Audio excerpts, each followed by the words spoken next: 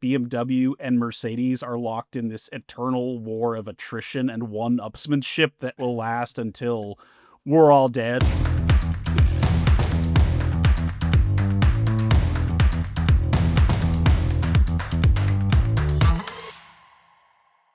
Hello and welcome back to the Plugged In Podcast, a weekly news show all about the future of transportation. I'm Patrick George, Editor-in-Chief at InsideEVs. And I'm Tim Levin, Senior Editor at InsideEVs. On this week's show, Europe's biggest auto show just wrapped up, and Mercedes, BMW, and Volkswagen all brought the heat. But was it enough to battle China? But first, Patrick, you were actually at that auto show, which we'll obviously talk about later in the show. But how was Germany? How was it? It was great. I love going to Germany. They might be offended when I say this, but it's a lot like America if stuff worked the way it's supposed to, like transportation, healthcare, democracy, things like that. Like it just tracks. It's a good fit, and I love the city of Munich, which is historic and beautiful.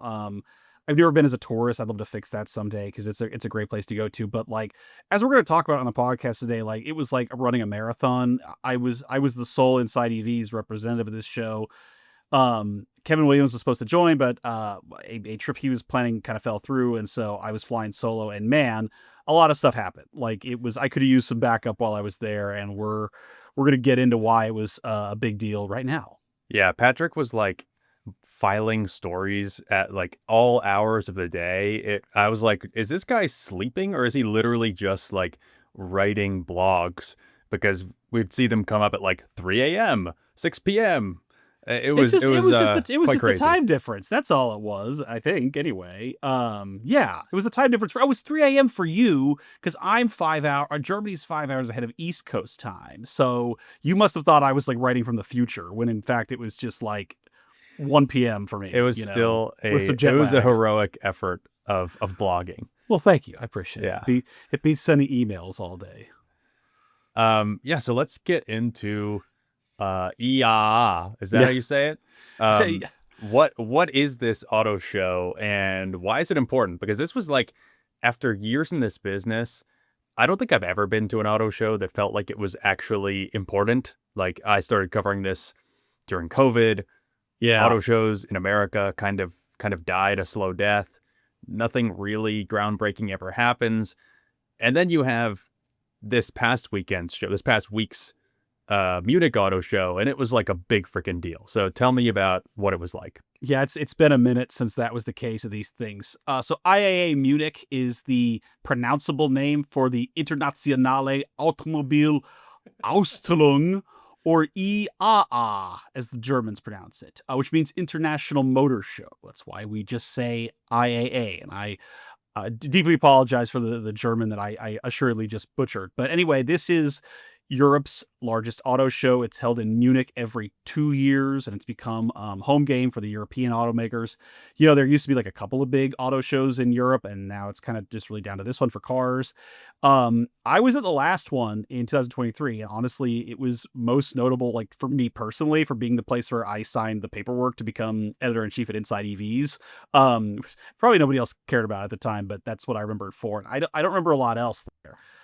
Audi showed off the cockpit for the Q6 e-tron. BMW had some EV platform previews, and it was kind of sleepy. And tell you, Tim, what a difference 2 years makes. We're going to talk about this throughout the episode, but the European automakers are all getting hit hard right now. The Chinese car companies are moving into their home turf.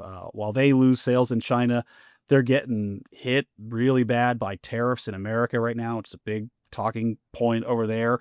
And the European Union isn't backing down from a mandate that they go all electric by 2035.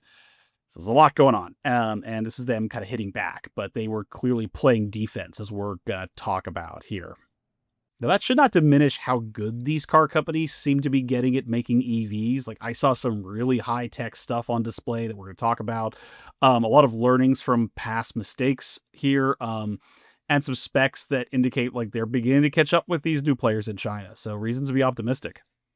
Yeah, I think so. And I think one of the biggest reveals there was a vehicle and a platform that we've been hearing a lot about for a very long time. And that is the BMW iX3. This is the start of BMW's Neue Klasse EVs, is what they call them. Better software, better batteries, more range than ever before. This is like after kind of the, BMW has this pretty solid range of EVs, sedans and an SUV, but like this is really like skipping a generation. This is their next generation technology. Yeah, I went to a preview event for this earlier in the summer. You can see the video that I did there on the InsideEVs YouTube channel. I'm glad I get to finally talk about this thing because it's pretty badass. Neue Klasse means new class, and I know I got that German right. And that was a name used for the sedans and coupes that BMW made in the 60s and 70s that kind of defined what a BMW is. Like a sporty sedan, like a practical car that like looks great and is luxurious and like handles and drives like a sports car. And so like that set the tone for everything. So using that name again is a pretty big deal to the company. First up on that platform is the iX3, which is not just some electric converted X3 like they sell in Europe right now. It's that all new platform from the ground up with some of the best specs we've ever seen from a traditional automaker. And Tim has some of them written down. Yeah. So what do you get in the iX3? It's estimated around 400 miles of range, pretty darn good in America. A very powerful zonal architecture where you have super powerful computers that are controlling everything from like the driver assistance to the way the powertrain behaves to the, ADAS features and the infotainment system, and a ton of software updates over time, the ability to do software updates over time. Yeah. 400 kilowatt EV charging, which is pretty, again, like really top of the line here. They say you can add as much as 230 miles of range in 10 minutes of fast charging, which is pretty amazing for road tripping. So it'll be one of the fastest charging EVs, like period, full stop, when it goes on sale in America. The iX3 50X drive will start at around $60,000, which is surprisingly low for this kind of tech. Like I think all of us looking from the outside, okay, BMW is going to reveal their new, flagship EV. Like you assume it's going to be 80 grand because that's what EVs have always been like. But 60 is pretty competitive, I feel like, with gas powered models. And that's not even the lowest cost one. There are going to be ones below that there are going to be ones below that 50X drive, these freaking names, that'll be more like $55,000. And this car will go on sale in the US in 2026. Yeah, and I just want to say on that price tag, which is like, again, I also, when I saw it, I was like, oh, this is neat, but surely it's 80 grand. It speaks to how they're learning to make these cars in better and more cost-effective ways, which is also a key component of keeping up with the Chinese automakers. And like BMW even said that like they cut 2,000 feet of wiring out of this car. So like that alone is tremendous cost savings and how these things are made. And obviously they're passing that on to the consumer. So like really cool there to see that happen. And I also really like the way it looks. Like it's I wasn't super sold on like the concept car, but this, it was like just future-y enough, but also looks normal. Like you kind of wouldn't know it's an EV when you look at it. Like you just assume it was another BMW. I think that's kind of like key to getting like normal people into this field more and more. The cockpit's outstanding. I like that. Like you said, like the tech in it, the software suite, the buttons, the switches, everything feels like a decade ahead of the last like i4, i5 I drove, and like I really like those cars. So really, really outstanding. And I'm super excited for its sedan counterpart, which is just called the i3, and that'll be like the electric 3 Series or the 3 Series of electric cars. So cool stuff coming from BMW, man. Yeah, so you saw the concept a little while ago, and then you saw the actual production version right here at the Munich Auto Show. One of the things that I think is really cool about this and could actually, like, I think in general, I'm kind of averse to like when you hear about more screen in cars, it makes me skeptical. But the iX3 has this new, they call it the panoramic display that is actually really cool looking. It's basically like a really slim display that goes all the way across the bottom of the windshield. It's like a few inches tall, and it has these like widgets that'll have your time and all these other little things, the weather maybe. Yeah. What did you see that? Like, what did you think of that? Do you think that's like a direction that cars could actually go? Yeah, it was actually really clever. And I sat in this, I got to play around with it a bit. I have not driven it yet, like nobody has, but all the tech on that car felt like like somebody was like, we have to make a car that's as high tech as possible, but we also still love driving, Mm, which I think speaks to like the BMW ethos. Like it feels like it was designed by that person and for that person. So and that's totally customizable, all those displays. So better voice commands. They're trying to emphasize like not taking your eyes off the road to screw around with a screen. Like it was cool. I think this right. thing is going to be really impressive when it drops. And that's the idea behind the screen being all the way in front of you at the windshield is like you can kind of look. It's kind of like a heads up display, Right. but across Yeah. the whole windshield. Yeah. Good stuff. Um, but this is Germany, and so Mercedes-Benz wasn't going to let BMW steal the show. It came in guns blazing with the new GLC electric. Yeah, it's rare that you see two direct competitors reveal two directly competing products at basically the exact same time. But that is exactly what happened here. You have the new BMW and Mercedes electric SUVs going head to head, both dropping at IAA. Yeah, rarely at the same time, but for our listeners at home, it helps to understand that BMW and Mercedes are locked in this eternal war of attrition and one-upsmanship that will last until we're all dead and beyond that. Like, I'd honestly like more than like I think any other two brands in this industry. More Um, than Ford GM. oh yeah, no. Yeah. If that were the case, like GM would have had like 5 competitors to the Ford Maverick by now. Like it's an insane level of competition. Like if like a nuclear, war happened tomorrow and the world was turned to ash, like the two CEOs of those companies would just be like fist fighting over just a pile of rubble, just to give themselves some meaning in a world that has lost all of it. Um, and it's like anytime one of them comes out with one type of car, the other one will respond in kind or escalate. Like there are exceptions to that. Like there's no BMW G class, at least not yet. But like that's why all of them have all these different like coupe crossovers in different sizes. Like so, well, Mercedes did that. Well, shit, we got to make 2 others that are that size too. So if BMW has a high tech next generation electric crossover coming out, well, Mercedes can't let that stand. Yeah, and BMW is reportedly also making a G-Class competitor soon. So There that you just goes go. to show you, Yep, it never ends. Yeah. So Mercedes unveiled its next generation mid-size electric crossover. It is called the GLC with EQ technology. Kind of a mouthful. Or if you want the more powerful all-wheel drive version, you're looking at the Mercedes-Benz GLC 400 4MATIC with EQ technology. They've ditched Yeah. the EQ. It used to be like EQS, EQB. They decided this was better for some reason. It still has EQ technology though. That is a good thing. What is that? I don't know. I mean, it's an electric car, but like honestly, the goofy name undersells this. And to be fair, like I actually think iX3 is a bit of an underwhelming name for what a big deal that car is. But anyway, this is easily Mercedes' most important electric vehicle yet. It's the electric take on its best-selling vehicle, the GLC crossover. I actually didn't know that. But unlike BMW, Mercedes has not had like a great first round with EVs. It's really needs to ramp up its electric sales. Those sort of egg-shaped EQ cars did not connect with buyers like there or in America or really anywhere. I was in the EQS sedan a couple weeks before this show. I found it like unbelievably frustrating and overpriced. So like they have a lot to come back from. Here's some stats in the US through the first half of this year. Mercedes EV sales were down 55% year over year. And they recently Not good.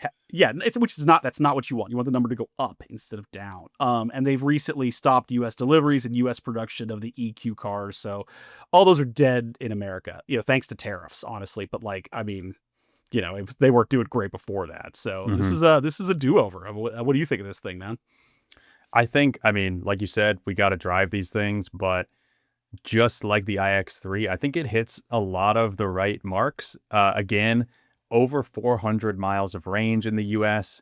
This is just like, I feel like even we just got to the time when like 300 miles is kind of table stakes, right? And now it's kind of like, if you really want to be serious and at the top end of the market, it's got to be 400. And we're seeing this move quite quickly in terms of range. So over 400 miles of range for the Mercedes, an 800 volt architecture, same as in the BMW, which should make for faster charging. more efficient driving, and super fast charging again. It peaks at 330 kilowatts, and Mercedes says it'll do a 10 to 80% charge in under 24 minutes. So really impressive stuff here from Mercedes. Yeah, and so like the BMW has slightly faster charging speeds, but it almost doesn't matter. Like there are so few above 350 kilowatt chargers in America, at least right now, that like the difference is almost negligible. But like again, like hell yeah, Mercedes, like some really similar impressive next generation specs here. And you and I have talked about this on the show before, Tim. Like a lot of the EVs we test like feel like first draft efforts, or like sometimes we're giving out participation trophies a little bit. Like this is evidence that they're moving past that, because I think this thing like seems like actually good. Mm-hmm. Yeah, I mean, and in general, like first draft maybe, but the cars that we've seen thus far have really felt like electric takes on a gas car, or electric takes from a company that makes gas cars. And it seems like with these cars, with the new Mercedes and BMW, they're really moving toward like, okay, how do we make these ground up EVs like a Tesla or Rivian does? And yeah, it's quite an impressive move. So let's talk more about what do you get in this Mercedes? What's impressive about it? It runs on Mercedes' new MB.OS software system, which controls the entire vehicle through more powerful computers and enables deep software updates. Same thing as we saw in the iX3. There is this huge screen, which Mercedes calls the hyper screen. And I think it looks a lot better actually in this SUV in the GLC than it did in previous ones. It's now one giant display, unbroken. It used to be in the other Mercedes cars it's been in, it was kind of three different displays with little breaks between them. Now it is basically just like the entire dashboard taken up by a screen. It is Mercedes' largest ever display at 39 inches. And there's tons of AI. There are voice assistants powered by both ChatGPT and Bing, which I forgot existed, to be honest. Everyone did. I didn't know that was a thing until I went to Germany either. Yeah. Oh, I was neat. like, Okay. Bing AI, what do you know? I haven't heard of it. There is also Google Gemini powered, quote, conversational navigation. And then there's an internal Mercedes-Benz AI assistant that can tell you things about the car. So this thing is packed with AI stuff. I actually kind of love the last thing, which is like I've used some of these like voice commands on newer cars, and they're really smart more and more. But it's like, how do I do this? How do I do this? What range? How much range do I have? And the things like I have no idea. It's like, well, car, if you don't know, then who the hell does? And like this is like some sort of AI or voice assistant like is in touch with the vehicle and can like tell you stuff about it, or what repairs it needs, or how much range you have left. Like that's really smart. Like that's an actually useful application of this. I was very impressed with the GLC EQ, or whatever we're going to end up calling it for brevity's sake.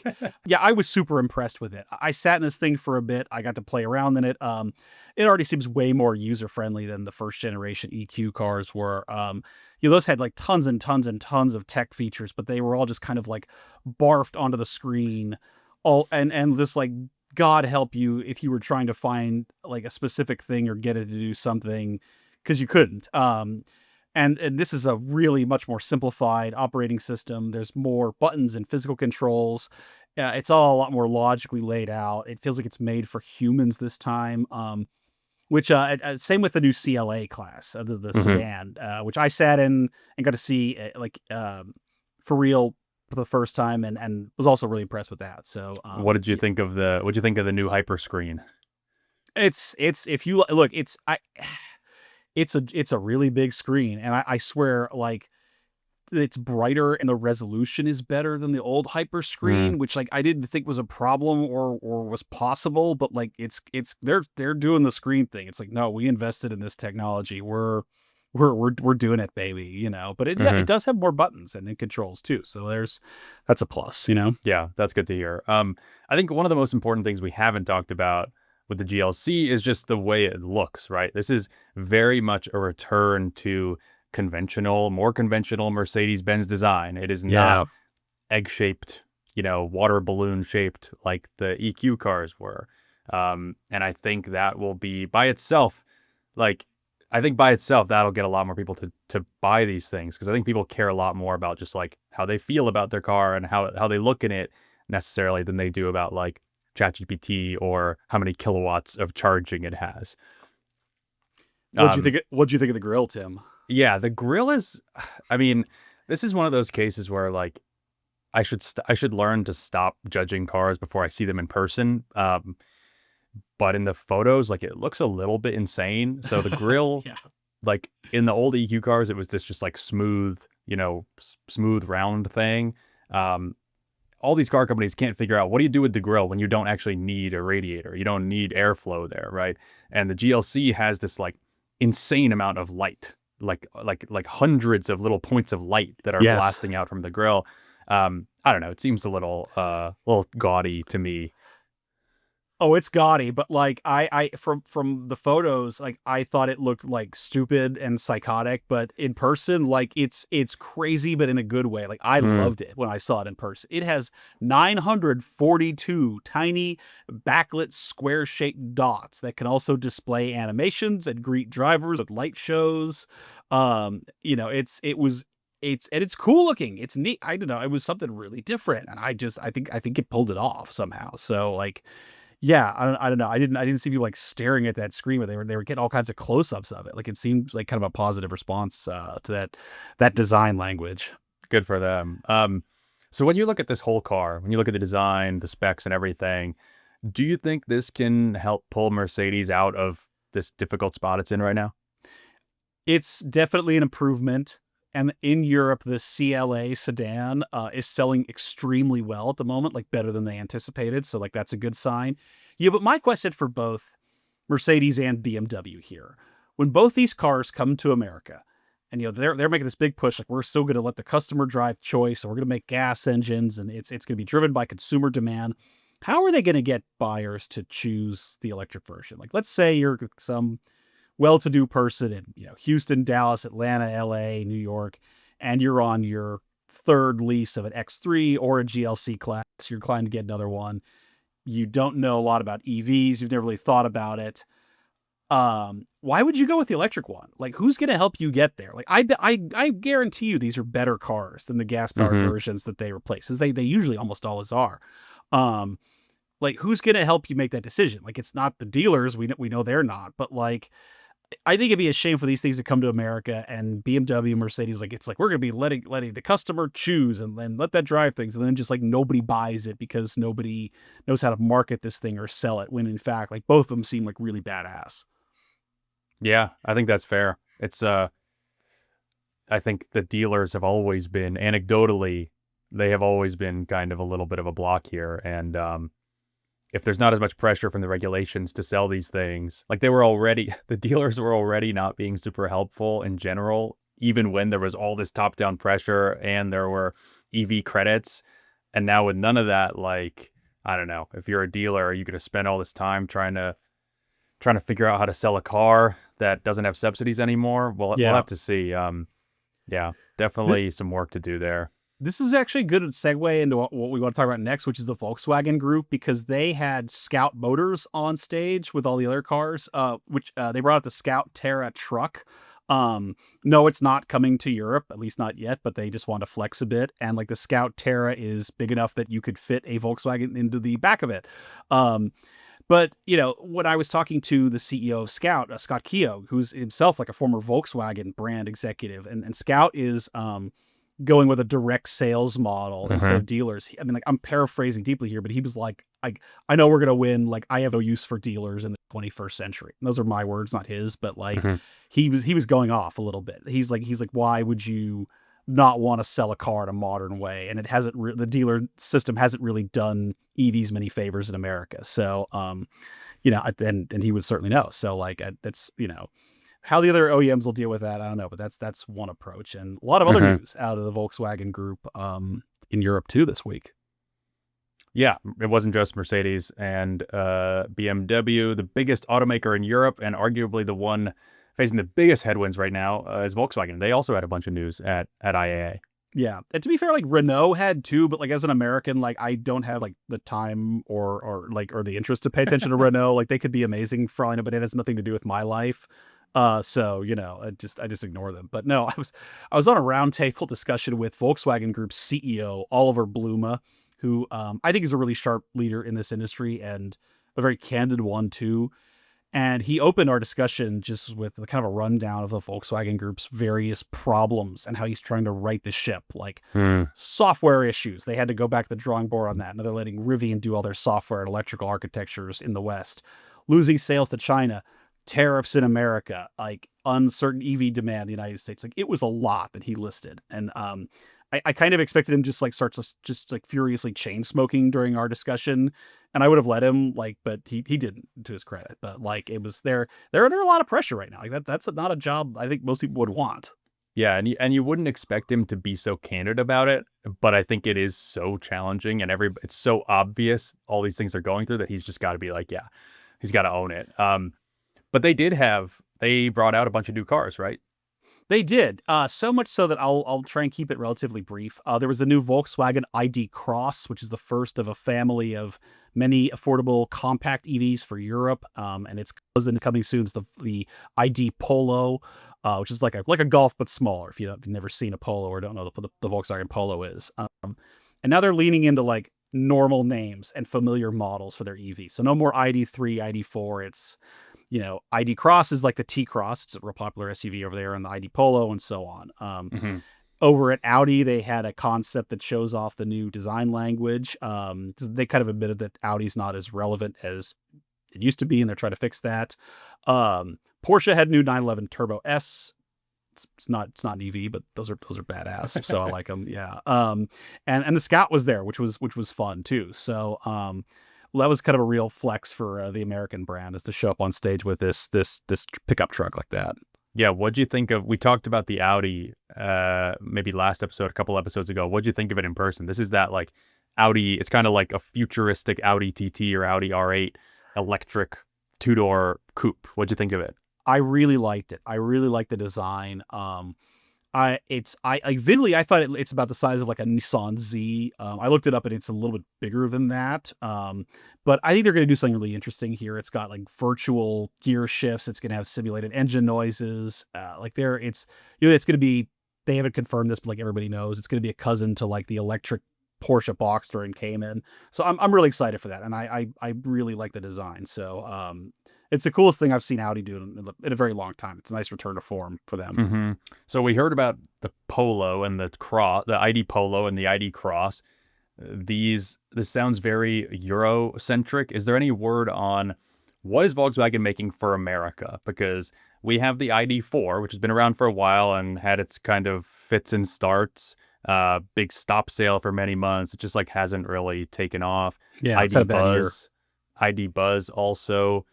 Which is like the retro bus thing, not doing amazingly well. So what's actually coming to America? Yeah, and then we were supposed to get the ID7 sedan that got canceled outright. There's not a lot of news there, and it was frustrating. And I pressed Bluma on that. I was trying to get some sense of what the future was for like American EV fans, and I got nothing. And I think that like most of their immediate efforts are centered around fixing their tariff problem in America. Yeah, for context, the VW Group depends very heavily on exports. It has one factory in Tennessee, but it's pretty small. And this is a big problem right now for Volkswagen, for Audi, for Porsche, which are all in that VW Group umbrella. And so the VW Group is trying to negotiate a tariff deal directly with the Trump administration.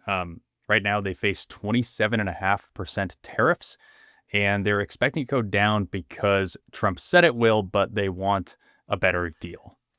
Yeah, I guess they're not happy with what the Germans and the EU did, and they're just like, we're going to Trump directly on this, and that might mean an Audi factory in America, which it's like the only of the luxury brands that doesn't have one, and that's great for American jobs and manufacturing, but it's certainly not going to happen overnight.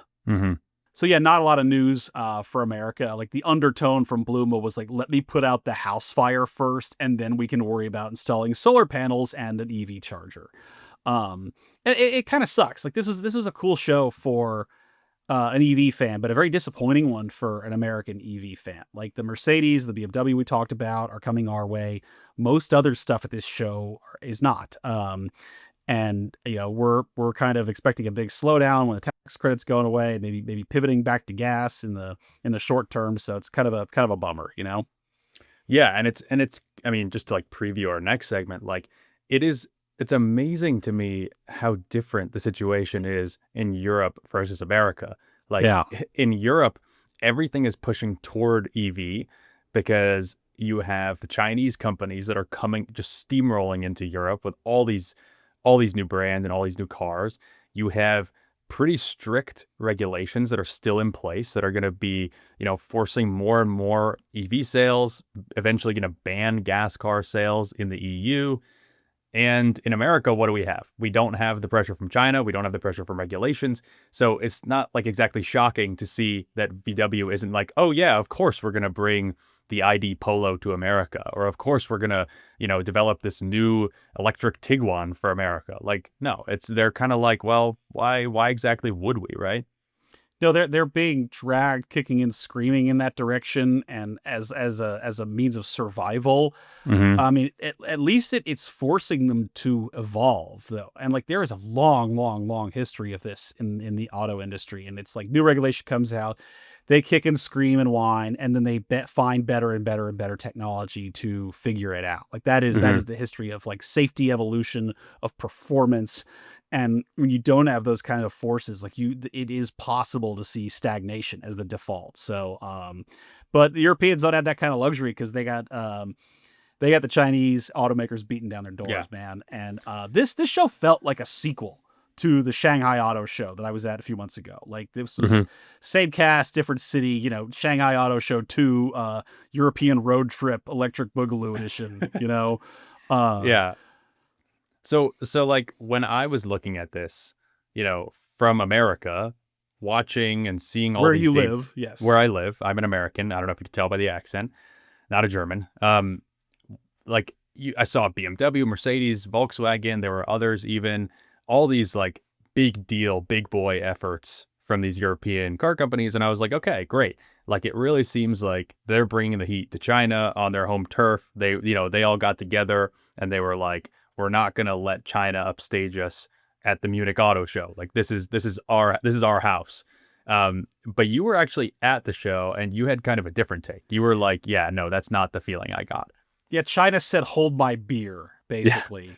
Like this, it was just between the auto brands and the suppliers and the battery companies. Like it was overwhelmingly felt that way. And like at IAA is kind of a pain to cover because it's at this like one of those gigantic convention center auto shows, where it's got like 6 hallways, like you're on your feet all day. You've done stuff like that. It's not, it's like the most exercise that like people like you and I get all year.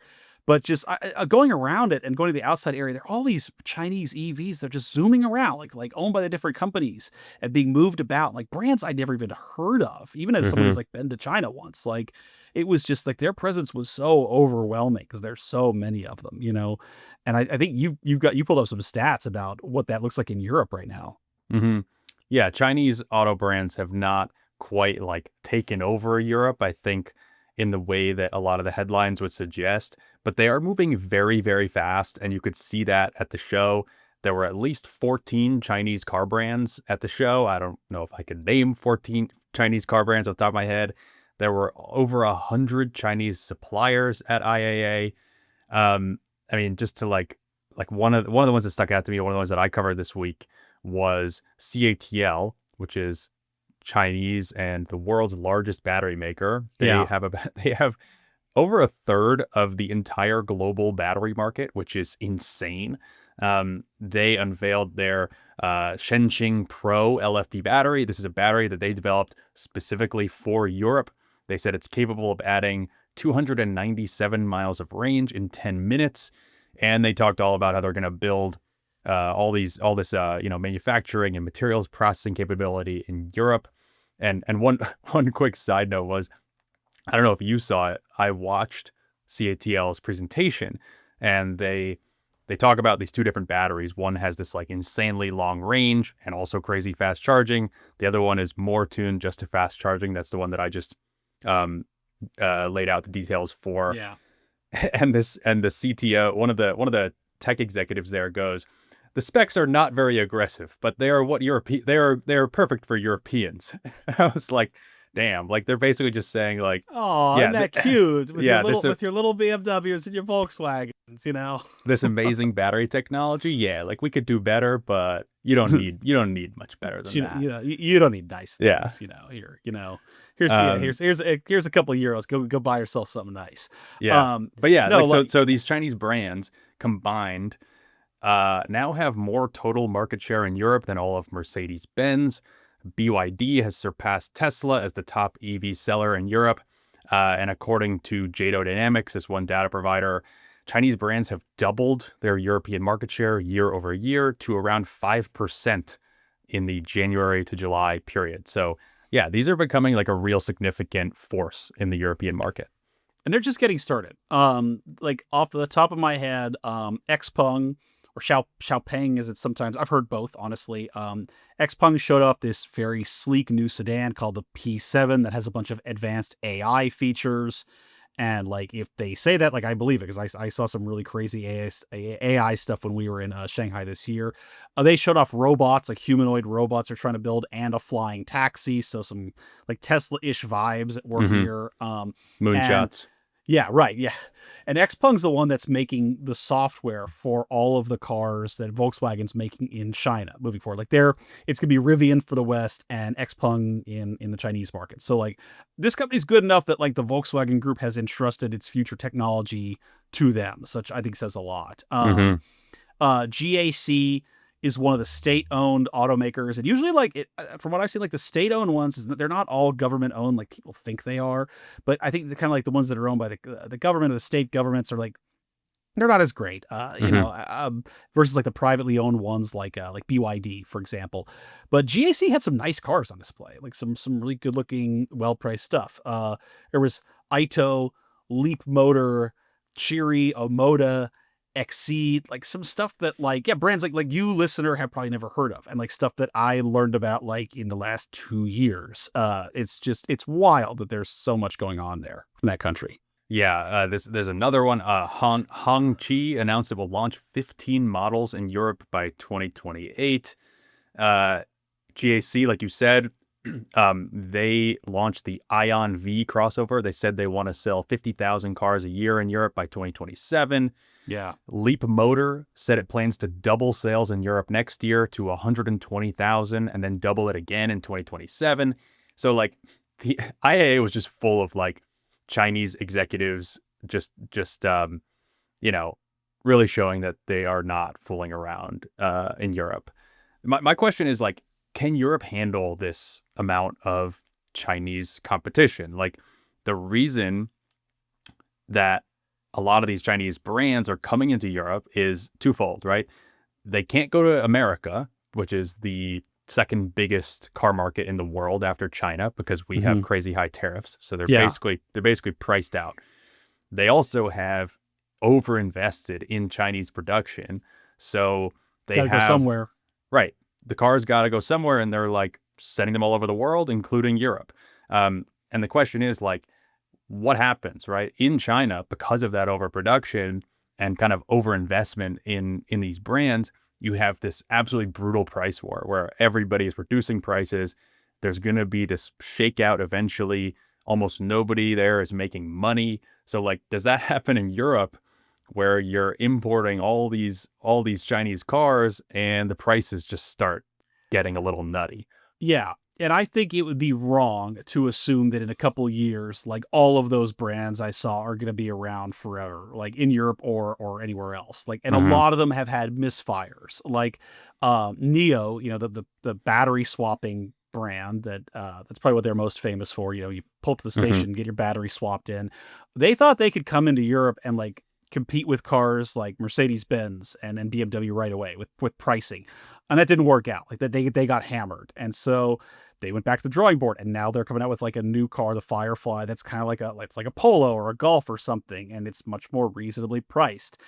So like they're figuring this out, and like we're gonna talk about this more in a second. Like a lot of them, like CATL, like you mentioned, like they're building stuff in Europe now. Like they know that they've got a tariff problem in the EU too. So it's like, okay, cool. We're just gonna set up shop here and make cars. So like they're figuring this out, and there will be a consolidation and some of these brands going kaput, but like I think there's also a lot of new players that will settle in for the long haul. And one of those is BYD. This is really a force to be reckoned with. And they had all these announcements at IAA, right? BYD's executive vice president, Stella Lee. I like to imagine her just like walking around the auto show, and all the European auto CEOs are like cowering at this woman, walking around like she owns the place. Yeah. like she owns the place. Yeah.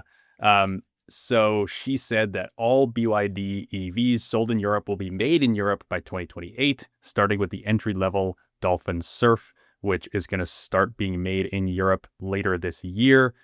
She said BYD's megawatt charging, which is that 5-minute charging tech that you tried in China, is coming to Europe very quickly. She says that they're going to have 200 to 300 of those charging stations set up in Europe by the second quarter of 2026. It's insane. They launched a new station wagon, like perfectly aimed at European car buyers.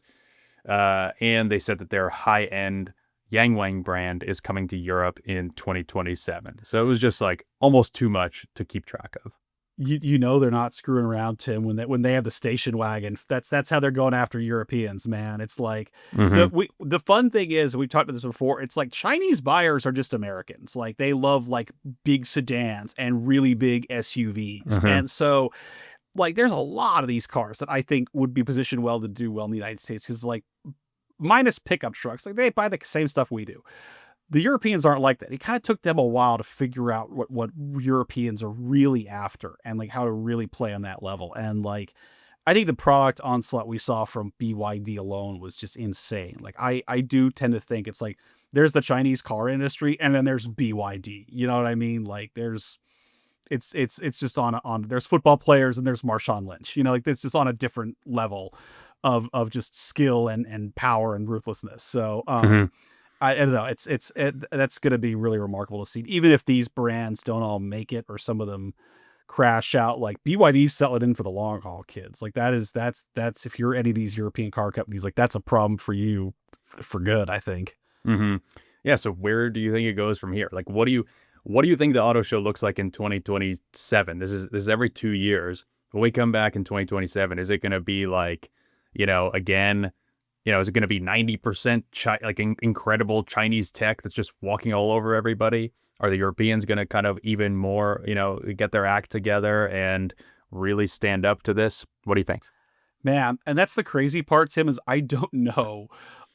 Because like the 2023 show feels like 50 years ago instead of 2 years, the way that this technology evolves, the way the market evolves. I mean, look at the difference in our government alone, like going from like pro EV Biden administration to like the tariff regime that's rocked the whole industry. Like I don't know what happens from here. It's possible that some of these European automakers could get the EU to back off on their gas car ban by 2035, and that gives them some leeway to not go as crazy on EVs. It's possible some of these Chinese brands could crash out, or that country's economy could slow down or something. That kind of kept the Japanese at bay in the 80s and 90s, but this is a much bigger country with a much bigger industrial base. So I don't know. I really don't know how things are going to go here. Honestly, it's a real wild card, I guess. Yeah, I wonder. This is something that I am kind of embarrassed to say that I didn't completely realize, is that these Chinese companies are, in part, they're able to be moving so quickly into Europe because they're kind of deprioritizing pure EVs, and they're importing hybrids and plug-in hybrids because the strictest EU tariffs against Chinese cars are against EVs. And so they're like, okay, you're going to tariff our EVs.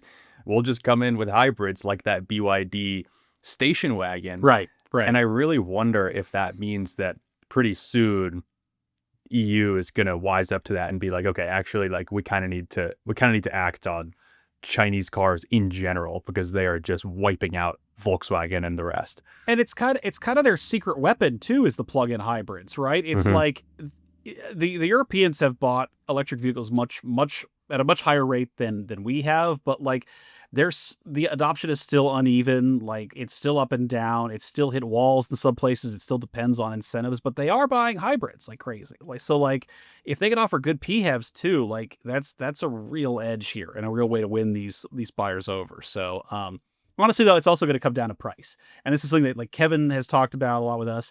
It's something that some of my European colleagues at Motor One have talked about. It's something that I talked about with other analysts of the show. They have to be priced well because like European buyers are actually really loyal to their brands. And some of these things have come in as like, the equivalent of like, $100,000 in price. It's like nobody's gonna buy that, but like they have to kind of start at the value proposition or in some ways and sort of work their way up. Like Hyundai did, like Toyota did, like Volkswagen did in America, like in the 1950s onward. Like I think that if they come in and just expecting everyone to defect from Mercedes-Benz and Audi to their brands, like they're to buy a Denza, right? To buy a Denza, which like what the hell is a Denza? Yeah. And like it's though hilariously, Tim, like the way things are going, like in 5 years, like when we do this podcast, we went to the opening of the new Denza factory in Ohio, where like they'll be making, 500,000 cars a year, for the heartland. So yeah, it's, I don't know. It's a spicy one. That's for sure. All right, now it's time for Plus Minus, our segment where we talk about who's up and who's down in the EV world this week. We talked about a lot of who's up and who's down, but aside from those folks, who you got for me, Tim? Yeah, I'm starting to think that the entire podcast is who's up and who's down in the EV world this week. It's the dirty secret.